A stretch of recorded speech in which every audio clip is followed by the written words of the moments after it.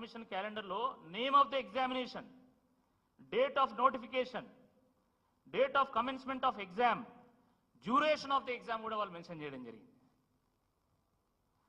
దీన్ని job calendar అంటారు. కానీ మీరు విడుదల చేసింది అది జాబ్ క్యాలెండర్ ఎట్లయితుంది?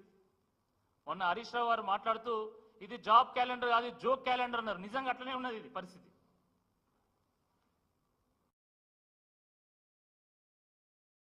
మీ యూపీఏ ప్రభుత్వంలో భాగస్వామి అయినటువంటి డిఎంకే ప్రభుత్వం ఎలాంటి క్యాలెండర్ రిలీజ్ చేస్తుందో ఒకసారి మీరు స్టడీ చేసి దీనికి సమాధానం చెప్పాల్సిందిగా ఈ సందర్భంగా నేను కోరుతా ఉన్నాను. మిత్రులారా, ఈ ప్రభుత్వం నుండి ఇంతకంటే గొప్ప క్యాలెండర్ ఏమి ఎక్స్పెక్ట్ చేయలేం. ఎందుకంటే ముఖ్యమంత్రి ఏమో పేగులు మెడకేసుకుంటా అంటాడు, ఒక మంత్రి ఏమో చెప్తూను కొడతా అంటాడు, ఒక ఎమ్మెల్యేనేమో తోలు తీస్తా అంటాడు, ఇంకో ఎమ్మెల్సీ అంతు చూస్తా అంటాడు. వీళ్ళని చూస్తూ ఉంటే ఆ డిస్కవరీ ఛానల్లో చూసినటువంటి అమెజాన్ అడవులు గుర్తొస్తున్నాయి నాకైతే. వీళ్ళ ప్రభుత్వాన్ని చూస్తుంటే డిస్కవరీ ఛానల్లో చూసినటువంటి అమెజాన్ అడవులు గుర్తొస్తా ఉన్నాయి. వీళ్ళ మంత్రులు, ఎమ్మెల్యేలు, ఎమ్మెల్సీలు కొందరిని చూస్తూ ఉంటే అమెజాన్ అడవుల్లో ఉన్నటువంటి వింత వింత జీవరాశులు గుర్తుకొస్తున్నాయి. అంత వింతగా ప్రవర్తిస్తూ ఉన్నారు. అరే, మా యువతకి ఇచ్చినటువంటి హామీల సంగతి ఏంది అని చెప్పేసి బీఆర్ఎస్ పార్టీ ఎమ్మెల్యేలు అసెంబ్లీలో ప్రభుత్వాన్ని ప్రశ్నించేటువంటి ఒక ప్రయత్నం చేస్తూ ఉంటే ఎమ్మెల్యే ఏం మాట్లాడతాడు? తోలు తీస్తా,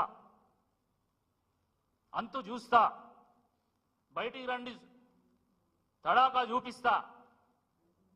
నువ్వు కుస్తీ పట్టాలనుకుంటే నువ్వు కుస్తీ పోటీలో పోవాలి.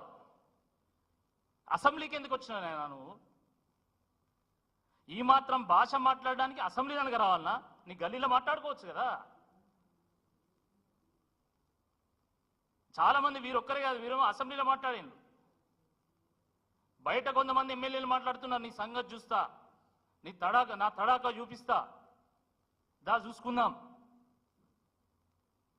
నిజంగా కుస్తీ పట్టాలనుకున్నటువంటి అందరూ కూడా హైదరాబాద్లో చాలా కుస్తీశాలలు ఉన్నాయి, అక్కడికి పోవచ్చు, బాగుంటుంది. మీరు అసెంబ్లీకి రావాల్సినటువంటి అవసరం లేదు, అసెంబ్లీ పరువు తీయాల్సినటువంటి అవసరం లేదు, ప్రజలు తలదించుకునేలాగా చేసుకోవాల్సినటువంటి అవసరం లేదని చెప్పి ఈ సందర్భంగా మేము గుర్తు చేస్తా ఉన్నాం.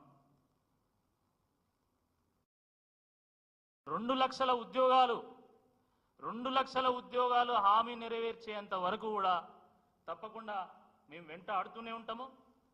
మేము ఉద్యోగాల గురించి మాట్లాడిన ప్రతి సందర్భంలో ఒకటే మాట్లాడతారు. వీళ్ళేం మాట్లాడతారు? మేమిచ్చిన 30,000 ఉద్యోగాలు అంటారు. మీరు ఇచ్చినటువంటి 30,000 ఉద్యోగాలు వాటి నోటిఫికేషన్లు ఎప్పుడు వచ్చినాయి? వాటి పరీక్షలు ఎప్పుడు నిర్వహించిండ్రు? వాటి రిజల్ట్స్ ఎప్పుడు వచ్చినాయి? నియామక పత్రాలు ఎప్పుడు ఇచ్చిండ్రు?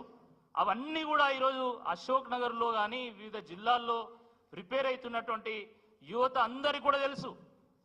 అది స్టాఫ్ నర్సులు కానీ, లేదా పోలీస్ కానిస్టేబుల్ కానీ, లేదా ఇంకా వివిధ ఉద్యోగాలు కూడా అవి ఎప్పుడు వచ్చినాయి అనేది మొత్తం మనకు డేట్స్తో సహా అన్నీ కూడా ఉన్నాయి. అనేక సందర్భాల్లో మరి కేటీఆర్ గారు కానీ, లేకపోతే